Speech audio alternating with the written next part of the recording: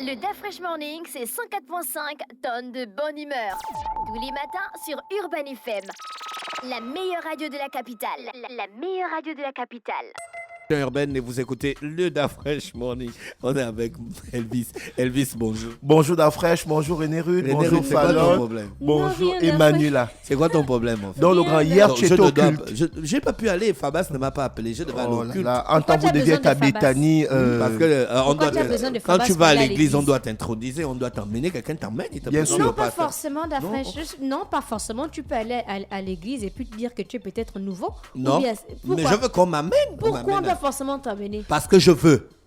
Généralement, c'est une personne qui t'invite. Ensuite, Voilà. lorsque tu arrives à l'église, il te présente un peu comment ça se passe, S'il y la a cellule personne des pour jeunes. t'inviter, tu vas rester à la maison. Oui, tu restes chez toi. Tu n'as pas donc la volonté là. Non, mais quelque chose, il y a toujours une motivation qui vient. Ouais, il y a toujours Tu une n'as pas la motivation. motivation. Est-ce là. que Jésus, C'est il avait pas la personnel. motivation? Tu n'as Est-ce que pas Jésus, il avait la motivation là, c'est pas personnel. Jésus, si Marie ne l'avait pas accouché, est-ce Mais qu'il devait être l'enfant mais de donc Dieu? si Fabas voyage, tu es foutu. C'est ça. Donc Fabas, c'est mon mari. Moi, je suis Jésus. Ah, tu n'as pas compris la phrase. Hein? Fabas, pourquoi tu n'as pas appelé Fabas, DaFresh pour pour moi- aller à l'église Fabas, le pour moi, c'est dimanche Marie. du Oui, côté je de sais, Béthanie? je sais. Voilà, Fabas devait m'appeler pour m'amener à l'église. Tu n'es pas motivé, DaFresh. Si, je suis motivé. Tu n'es pas Alléluia. Ah, tu blagues. On va parler de sport.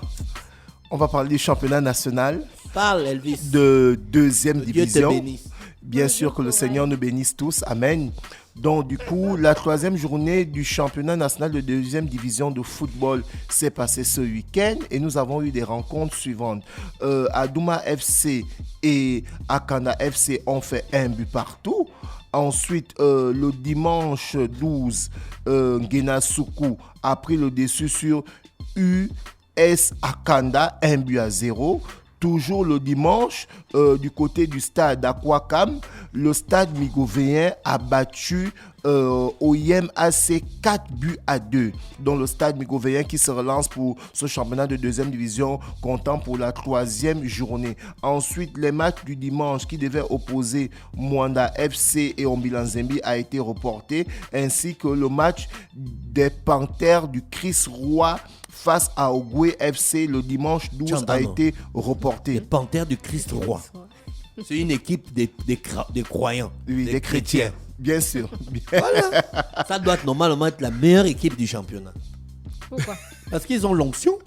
Tout le monde a L'onction divine et le Saint-Esprit. Tout le monde a l'onction. Non, tout le monde n'a pas l'onction. Je pense que tout le monde a l'onction. Maintenant, après, derrière, il faut être Bouenguidi, professionnel. ils ont quelle option? Il faut travailler. Bouenguidi, c'est une rivière. Vous avez quelle onction?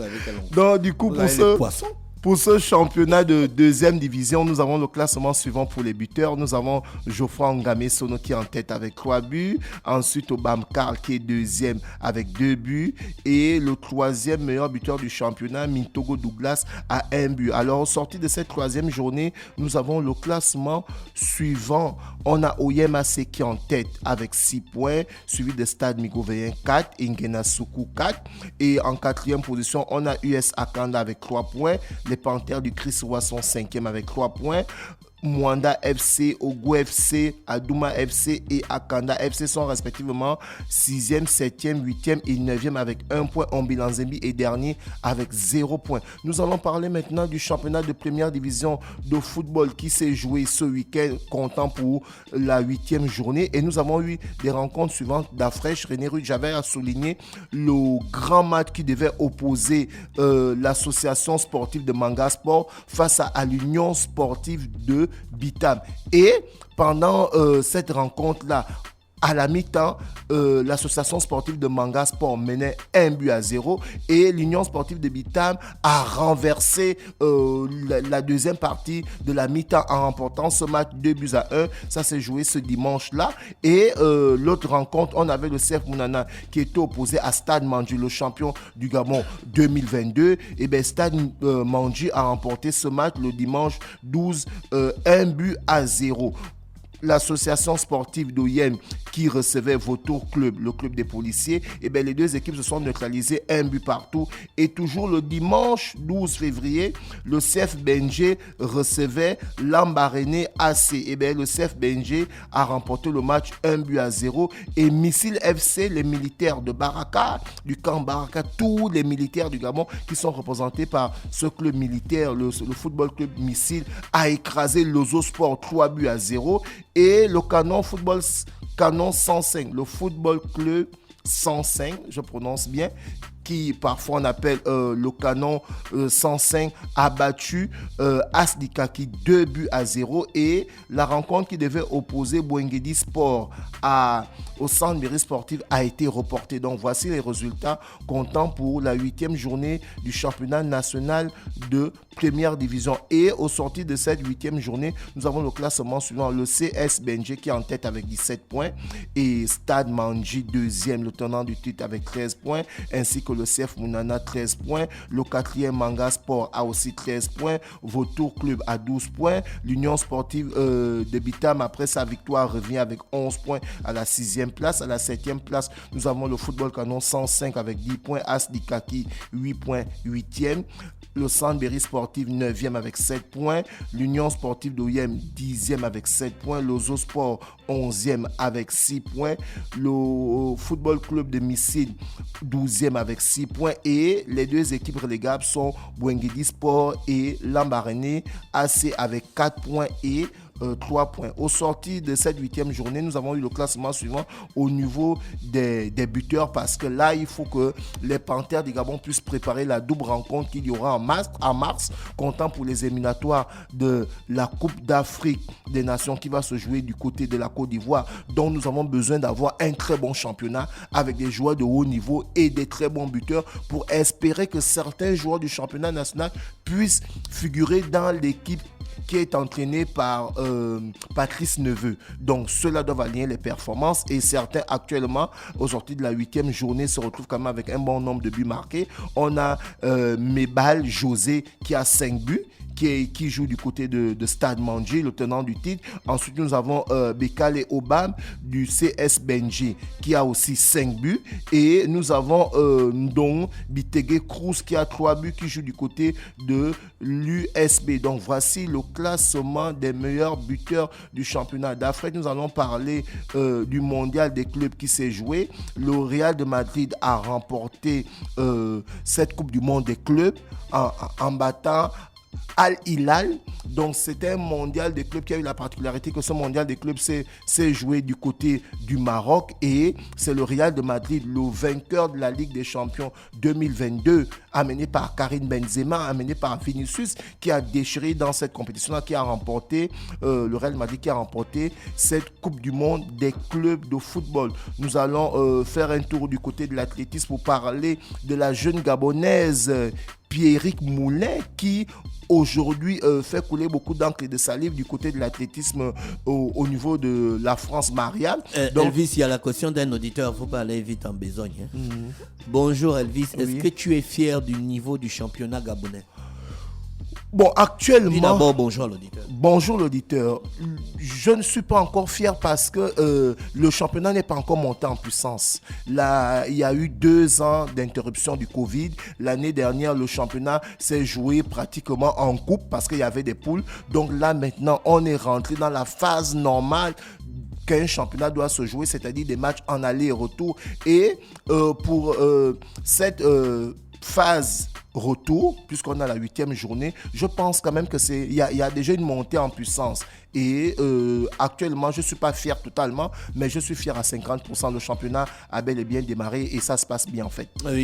Oui, bon, pour continuer. Bien sûr, on parlait de la jeune Gabonaise qui est championne de France Espoir, pour parler du 60 mètres. Donc, on espère rapidement que les autorités gabonaises, je parle de la Fédération gabonaise d'athlétisme et le ministre des Sports, vont aller rapidement rencontrer la jeune Pierrick Moulin pour qu'elle vienne faire partie de l'équipe nationale d'athlétisme, puisque la dernière fois qu'on a eu un athlète de haut niveau, c'était Rudy Zarmilama qui avait remporté le championnat d'Afrique de 100 mètres et qui était allé aux Jeux Olympiques 2012 du côté de Londres, où elle était sortie en demi-finale pour parler de cette discipline au niveau du 100 mètres. Donc aujourd'hui, on a pu pratiquement un grand athlète de ce niveau-là. Donc voir cette jeune qui remporte le championnat de France Espoir de 100 mètres, et elle ne s'est pas seulement arrêtée là, elle est aussi sortie deuxième du 200 mètres du championnat de France Espoir d'athlétisme avec un temps de 24 secondes 12. Donc ça fait d'elle la vice-championne au niveau du 100 mètres. On parle d'espoir. Et puisque pour préparer les athlètes de haut niveau, ça commence d'abord par les petites catégories. Donc celle-ci qui est espoir, avant de devenir senior, il faut passer par cette catégorie-là. Et vu qu'elle aligne maintenant les performances, c'est maintenant la période où la fédération doit rentrer en contact avec elle et le ministre des Sports pour faire en sorte que si elle n'a pas encore pris les couleurs bleu, blanc, rouge, qu'elle vienne prendre les couleurs vert, jaune, bleu pour représenter le Gabon au niveau de l'athlétisme. On va parler de... Attends, il y a la question d'un auditeur. Toujours, il n'y a pas de problème. Faut pas aller vite en besogne. Ok, on va pas vite en besogne. Bonjour le patrimoine national, j'aimerais poser une question à Elvis. Oui, mon frère, bonjour. Elvis, est-ce qu'il pense que cette jeune athlète portera les couleurs du pays, vu comment certains athlètes haut niveau sont traités? Bon, actuellement, non, j'avais déjà dit bonjour. Non, c'est pas le même auditeur. C'est pas le même, c'est un autre. Voilà. Ok, bonjour. Actuellement, au sein du ministère de la Jeunesse des Sports, il y a des bourses sportives qui sont attribuées aux athlètes. On a pu le voir. Non, là, tu ne réponds pas à sa question. Il te dit, vu le traitement que certains artistes de haut niveau subissent par les autorités, est-ce qu'elle portera les couleurs du Gabon? Tu sais de quoi il veut parler? Oui, je sais de quoi il veut. On a traité Aubameyang et puis Mario Lemina. Bon, là, c'est un cas. Comment on a abandonné Anthony Aubameyang? Un cas sur 10 000. Mais j'allais revenir sur le cas Aubameyang, puisqu'on en a parlé la semaine dernière. Je pense qu'elle peut porter les couleurs vert, jaune, bleu si seulement la fédération arrive à rentrer en contact avec elle, voir la fédération, voir ses parents, le ministère donne les garanties aux parents de la jeune Pierrick Moulin qu'en portant les couleurs vert, jaune, bleu, celle-ci va d'abord bénéficier d'une bourse et elle aura un suivi, comme ça s'est passé au niveau de Rudy Zarmilama et de Anthony Aubameyang, qui ont longtemps bénéficié des bourses sportives données par l'État gabonais, ce qui est même le cas pour Omar Cissé au niveau du taekwondo. Donc d'après, je pense qu'elle peut accepter. Maintenant, c'est l'appréciation de cette jeune compatriote et de ses parents. Mais au sein du ministère de la Jeunesse des Sports, il y a des bourses sportives qui sont remises à ces jeunes sportifs qui en ce moment représentent valablement les couleurs vert, jaune, bleu. Je pense que j'ai pu répondre à sa question. Donc comme je le disais tantôt, on va parler du basketball et on se dirige du côté de la Ligue de basketball du Haut-Ogooué. On avait une rencontre choc qui s'est passée le samedi dernier où on avait Manga VP qui était opposé au gymnase Masuku Basketball 1. Donc c'est Manga VP qui a remporté ce choc du côté du basketball en parlant de la Ligue de basketball du Haut-Ogooué 68-56. Donc le championnat de basketball ne se joue pas seulement au niveau de la Ligue de basketball de l'Est-UR, mais ça se joue aussi dans des différentes ligues. D'après, je te souviens, on l'avait dit ici que le président de la Fédération gabonaise de basketball, lui, Konra Asoko, qui avait présenté un cahier de charges aux différentes ligues, et derrière ces ligues qui vont respecter le cahier de charges vont bénéficier d'un certain montant. Donc il y a des ligues qui ont bel et bien commencé le travail, à savoir la Ligue de basketball de l'Est-UR et celle du Haut-Ogooué, parce que les championnats ont bel et bien démarré. Et du côté de la Ligue de basketball de l'Est-UR, on a eu la rencontre qui opposait Relais Basketball à NBA Family. Alors c'était un match choc parce que derrière on avait les poulains de Marius Asumukem, l'ancien international de Capo, qui est président de ce club. Et de l'autre côté, on avait NBA Family, la grande équipe d'Awenje Basketball, qui est toujours là, plus de 3 décennies. Cette équipe est toujours présente au sein du championnat de la Ligue de basketball de l'Est-UR. Alors, au premier quart-temps, on a eu un score de 20-10. Au second quart-temps, on a eu un score de 26-18. Et à la mi-temps, le score était de 36-38, donc c'était vraiment serré. Et au troisième quart-temps, on a eu un score de 22-2. En fait, quand je donne ces scores-là, c'est-à-dire il y a le score du match, maintenant il y a aussi les différents paniers qui sont marqués durant chaque quart-temps. Et ces paniers-là, qui sont généralement des points, sont regroupés à la fin et c'est ce qui donne le score final. Et du coup, au quatrième quart-temps, c'était 25-17 et lorsque tous ces points-là ont été assemblés, eh bien, l'équipe de NBA a remporté le match 83-64. Donc, NBA s'impose face à Relais Basketball de 19 points d'écart, 83-64. La fraîche. Aujourd'hui, nous sommes le lundi 13, la Ligue des Champions revient et nous aurons pour la Ligue des Champions, les huitièmes de finale de la Ligue des Champions de football, le mardi 14, le jour de la Saint-Valentin, à partir de 21h, le Paris Saint-Germain va recevoir le Bayern de Munich amené par Chico Moting. On ne sait pas si Sadio Mané va jouer parce que celui-ci a déjà repris les entraînements. Et du côté du Paris Saint-Germain, le jeune Mbappé aussi a commencé à s'entraîner le week-end. Mais on annonce les retours de Léo Messi, le champion du monde, et de Verratti, le joueur italien. Donc ce sera la première rencontre comptant pour les huitièmes de finale de la Ligue des Champions le 14 février. Et toujours le 14 février, on aura le Milan AC de mon camarade Yann Ulrich Akenenge, qui est un grand supporter du Milan AC, face à Tottenham à partir de 21h. Et le mercredi 15, à partir de 21h, on aura le FC Bruges qui sera opposé au Benfica de Lisbonne. Et toujours pour les huitièmes de finale, le Borussia Dortmund sera opposé au Football Club Chelsea. D'accord.